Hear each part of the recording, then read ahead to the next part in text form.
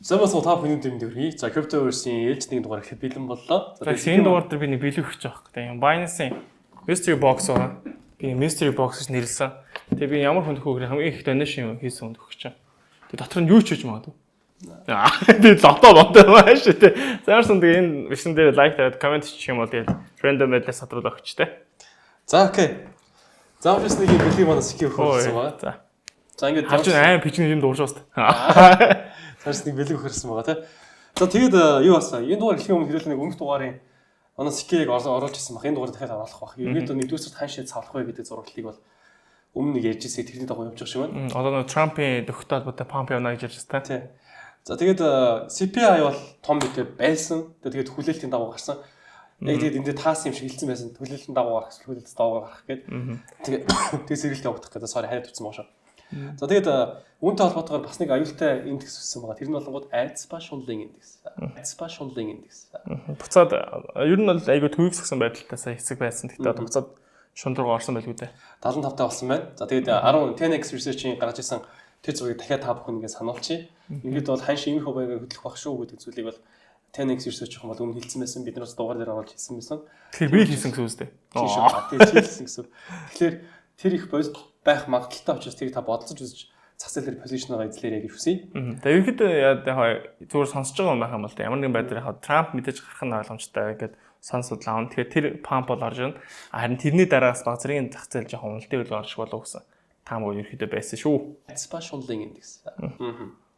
За тэгээд энэ логт бас нэг сонирхолтой юм болсон болонгууд дахиад одоо нөгөө Трамп гараад ингээд амар их зүйл болно гэж хэлжсэн чинь Америкийн санхүүжилт хороо ерөөсөө за болоогүй шүү залуучуудаа гэдэг зүйлийг ярьсан байна. Яг юу хэлсэн бэ гэхээр Альцба шунлын индекс. Шүүхийн шийдвэрийн хэсрэг одоо эсэргүүцсэн гэх юм уу? Эсэргүүцэл бичсэн байна. Америкийн одоо тэр шүүгч нь XRP токенийг одоо нөгөө нэг хүмүүс зарсныг нь үн цас биш гэж үзсэн нь өөрөө буруу юм а гэж эсэргүүцэл бичээд давзаалж ирсэн байна. Тийм давзаалсан дахиад шүүхтэр болсон байна. За тэгсэн чинь XRP-гийн одоо CEO юу хэлсэн бэ гэхээр энэ санхүүгийн төсөл хороо буюу одоо SEC буюу одоо үн цасны төсөл хороо гэж хажуулж болох байх тийм. Ер нь ингээд нэг юм ингээд тавтаал хийгээд байгаа юм аа. Тэгээ энэ бол ингээд биднэрт бол баг ингээд аим том зардал болж байна гэдэг зүйлийг бол ярьсан. Тэгээ дахиад энэ бол ялнаа гэдэгт итгэлтэй байх шүү лээ. Тэгээд XRP маань яг энэ зүйлтэй зэрэгцээд энэ $3 гэдэг үнийг бол давчлаа. Тэглээ. Ер нь бол market cap-аар баг топ 3 руу ороод ирлээ шүү. Тийм тэглээ. Нэлээд том болчлаа тий. Тэгээ одоо судахгүй ETF-ийн бас мэдэн яваад байгаа учраас ETF гарахгүй. Одоо бас мэдээж шүүх хасалттай учраас ETF бас яах вэ гэдэг шийдвэргүй байна. Гэхдээ ямар ч байсан XRP $3 буюу all time high дээр баг хүрлээ тий. За тэгээд өөр сайхан зүйл болж байгаа юм харин эсрэгээр юу байна вэ гэхээр биткойныг ерөнхийдөө ингээд стратегийн нөөц хөрөнгө болгоё гэдэг одоо тухайн мужтай их юм хуулийн төслийг бол өргөн марсан байна. Энэ бол Оклахома муж байна. За тэгээд Оклахома City 100 гэдэг багийг одоо 2010 оноос биш дэмжлээ. Тэгээд манай баг бас өвшөнгөтэй байгаа юм чинь энэ хуулийн төсөл бас хэрэгж ухаа гэж итгэж байна. За Codemate гэдэг юу энэ мужийн одоо өдөд зөвлөлийн гишүүнээс буурч чаддаг сенатор гэх байгаа. Яг энэ хуулийн төслийг өргөн барьсан байлээ. За тэгээд Pennsylvania, Texas, North Dakota, тэгээд New Hampshire гэдэг одоо хэд хэдэн мужууд ийм хөө адилхан зүйлийн одоо хуулийн төслийг тухайн мужтай өргөн барьсан байгаа. Тэгээд батлагдсан нь бол байхгүй. Гэхдээ ийхэд нэлээд олон мужууд энэ зүйлийг бол энэ шилжих гээд байна гэдэг зүйл сайн харагдаж байна. За тэгээд нөгөөд л бас юу нэг анхааруулах явчих. Одоо 25 онд бол угаасаа CoinGecko-гийн гаргасан судалгаагаар юу явж байгаа гэхээр топ narrative буюу одоо топ хүсэлттэй байх хүмүүс их мөнгө хийх салбарууд юу байгаа вэ гэхээр AI agent, за meme coin-ууд, тэгээд Solana-гийн meme coin-ууд, Solana-гийн ecosystem, тэгээд real world asset буюу одоо tokenization гэдэг зүйлүүд энэ топ бол угаасаа ингээд үргэлжлүүлээд 2024 оны 1 сарын 1-ээс 24 оны 12 сарын 31-ний хүртэл ингээд 20 топ coin чиглэл гаргаж ирэхэд энэ тав бол угаасаа ингээд ил онцгой байсан. За тэгээд энэ бол ингээд 25 оноос хадгалагдана гэсэн хүлээлттэй байгаа юм байна. Тийм учраас шинэ coin авах судалж байгаа бол ягдгүй энэ одоо юу гэдгийг салбаруудаас судалж үзээрэй. За тэгээд нэг анхаарал нь юу гэсэн бэ гэхээр Solana-гийн экосистем дээр meme coin төсөлтэй холбоотойгоор pump fund гэдэг хинч хүссэн ингээд meme coin гаргаад тэгээд тэр ногцсон буудад төсөөд ингээд нэг тийм gamble маягийн зүйл болоод исэн. За тэгвэл энэ дээр pump fund-аар нийтдээ 14 сая crypto wallet оролцоод үүний 0.4% нь л 10,000 буюу түүнээс дээш долларын ашигтай байж чадсан юм байна. Тэгээ бусд нь бол ерөнхийдөө хог аваад хийж юм ш тий. Тийм. Тэгээд Burvik law гэдэг одоо энэ хуулийн фирм бол эдний хэсэг одоо ингээд legal action буюу одоо нэхэмжлэх гаргаад ерөөдөө бол ингээд эзэн хариуцагчийг олноо. Тэгээд маш олон хогшсон гэдэг зүйл бол ярьж байна. Тэгээд энэ баг нь бол одоо ингээд нийт ил болоогүйгаа тийм учраас энийг ил болгож ерөөдөө бол маш олон хүний алдагдал байгаа. Тэгээд тэр тусмаа pump.fan гэдэг coin гараад энд зөндөө мөнгө алдсан учраас энэ хохлыг хэмжлэнэ гэдэг зүйлээс мэдгдсэн байлээ. Хэдийгээр ийм хөө pump fund-ийн төслүүд нь ингээд 100-аатай өдөрчсөндөө оролцохгүйгээр хажуугаас ажиллахад ямар нэгэн санхүүгийн хохлог бас илүү 100-аатай гэдэг шүү дээ. Би одоо чинь top fund дээр бол ямар ч мөнгө алдаг валаад иних шүү дээ. Тэр валууд нэг гэж байдаг шүү. 14 сая нэг биш гэдэг. Бид хараад ажилласан гэдэг шүү дээ. Тийм баг лотонд хожихоос баг магадaltaй байсан байж магадгүй юм шиг бэ. Зарим хүмүүс ярьж байгаа. За тэгээд энэ оны хамгийн сонирхолтой таамагийг CryptoQuant гэдэг энэ биткойн криптодын судалгаа гэдэг байгууллага гаргаж ирлээ. Өмнө нь бол хувь шинжээчнэр ингээд нэг ийм болон тийм болон microseller ч юм уу те. За эсвэл нөгөө нэг юуны Wanek их биш ээ. Юуны хөлөө нөгөө их чихэн нэрийг мартчихлаа шүү. Манай хамаат хэлээтэй. Гэхдээ биш ээ. Манай хамаат ингэ гойч байгаа. Tesla мэслийг авцаг аваад байдаг. Биткойнууд сая доллар болно. Категууд. Йоо би баг мэдээ сонсоргоод амар болоош. Тэр мэж нэг хүмүүс нэг ярьсандаа хэлчихдэг. Тэгсэн чинь CryptoQuant гэдэг энэ одоо санхүүгийн судалгаа яадаг санхүү хийжтэй. Крипто судалгаа яадаг энэ газар за дараагийн топ price бол 145,000-аас 249,000 доллар байхаар байна. Түүхэн дата нь ийм байсан гэж. За тэгээд энэ хүсэлтийг бас манай SICA оруулж байгаа энэ графикийг яг өмнө шиг айлхын тавьчих юм бол энэ одоо ингэ дараагийн price target болоод байна гэдэг мэдээлэл гаргасан байсан. 145-аас 249,000 доллар.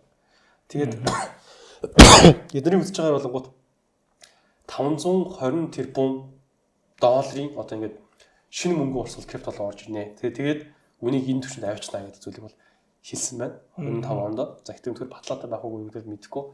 Томоохон фирм ч гэсэндээ алддаг тийм. Тэгвэл ийм сайн мэдээ байгаад байгаа юм байна. Гэхдээ айгүй бас хол рейнжтэй таам шүү дээ. 145-аас 200,000 долларын зүрхтэй таам. Бараг 100,000 долларын зүрхтэй. За тэгээд Италиуд маань бас энэ крипто засал орж иж байгаа Intesa Sanpaolo гэдэг Италийн хамгийн том банкуудын нэг гэж явдаг газар бол за бид нар 1 сая доллараар биткойн авсан. Нэг биткойн одоо 11 биткойн бол ингээд авцсан байгаа гэдэг зүйлийг ажилтнаа бас мэйлийг мэдгдсэн байна. Тэгэд ерөөдөө сая одоо энэ CPI мэдэнээс өмнөх уналтаар ритейлрүүд нь бол зарсан. Ритейлрүүд одоо бид нар 20 орн болдог хүмүүс бол зарсан байлээ. Эсвэргээрээ байгууллагууд нь бол авсан байлээ. За тэгээд чиний нэг жишээ нь бас энэ Италийн том банк бас болж байгаа шиг байна. Ер нь CPI дээр нэг хаа мэдээж инфляц өснө гэдэг нь өөрөө нэг хөрөнгөний нөхцөлтэй баг муу мэдээ болж өрдөг. За тийм яг хэдийгээр муу мэдээ гэж гарна гэж хүлээлттэй байсан бол яг нэг хүлээлтийн төвшин дээр буюу эвлэжэд хаамагдсан яг төвшин дээр гарсан учраас за маркет айхтар шок уналтын асуудал үүссэн. Харин эсэргээр ерөнхийдөө бол инфляцийн дээр тогтож байгаа нь илүү сайн байна гэсэн үүднээс ерөнхийдөө зах зээл дээр ихтэй өссөн байна. За бас дээр нас урдны бас биткойны түүх харах юм бол ETF батлагдах юм байна. Трамп гарахын өмнө за биткойн ерөнхийдөө нэг юм хүлээлтийн байдалтай нэг 50-аас за 60 хоногийн хугацаанд юм рейнжсэн байт юм лээ. Тэгээ одоо Трамп мэдээж яг тэр үед сонгуулийн хариунд гарцсан тэрнээс өссөн. За одоо мэдээж Трамп нь суудлаа авах гэж байгаа учраас мэдээж зах зээл хүлээлтийн байдал байгаа. Яг бол Трамп гарч ирээд юу ярих вэ те? Криптод холбоотойс нөөцөд авахгүй юу? Нэлийн том шийдвэр гарч магадгүй. За түүнтэй адилхан одоо ч гэсэн мөн адил яг нэг 60 хоногийн турш рейнжинд явж байгаа. Тэгээ одоо яг өмнөх датагаар харах юм бол дэше дахиад импульс хөдөлгөөн харах юм бол 120 орчим мянга руу өсөх хандлагатай юм бэл. Би ч баг таамаглаад байгаа юм шүү. За тэгээд юу Санхүүгчд Jupe гэдэг төслийн airdrop хийгдсэн байсан.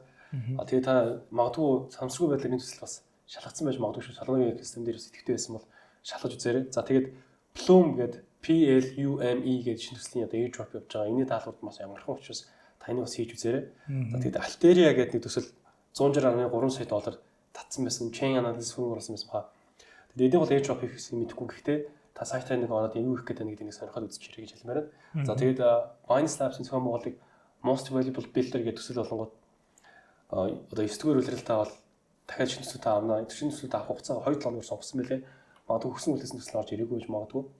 Тэгээд хэдийгээр бидний мэдтгүүч гэсэндээ маш олон ингээд Монгол крипто блокчейн одоо coin хийж байгаа залуучууд бас байдаг юм байлээ. Тэгээд хэрвээ олон улсын зах зээл дээр зөөр нь гараа гэдэг юм бол аль нэг биржтэй coin гарахаас илүү Most Valuable Builder гэх мэтчлийн юм блокчейний одоо юм хөгжүүлэх хөтөлбөрт хамт чад гарч ирэх нэг зүг багш юм шүү. Хөгжүүлэлт хамагдаад тэгээд тэндээс хөрөнгө оруулалт аваад хөгжүүлэлтээ хийгээд тэгээд мэдээж хөрөнгө оруулалт авсан учраас тэр тухайн бирж дээр бас лист их ч юм уу те тиймэрхүү байдлаар ил амжилттай төслийг урт хугацаанд харж байгаа бол иймэрхүү замлаар явж болох байна Тийм учраас хэрвээ та яг Монгол хүн байгаад бас дотоодоос юм крипто төсөлж байгаа бол most valuable builder гэдэг заавал мэтрэлээ явуулаарай.